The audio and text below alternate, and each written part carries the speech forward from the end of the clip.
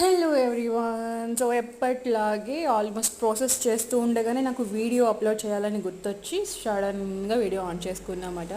So process అయితే ఏం చెప్పట్లేదు, బట్ కర్రీ ఏంటనేది చెప్తున్నా. సో ఈరోజు స్పెషల్ మటన్ టొమాటో మునక్కాయ కర్రీ.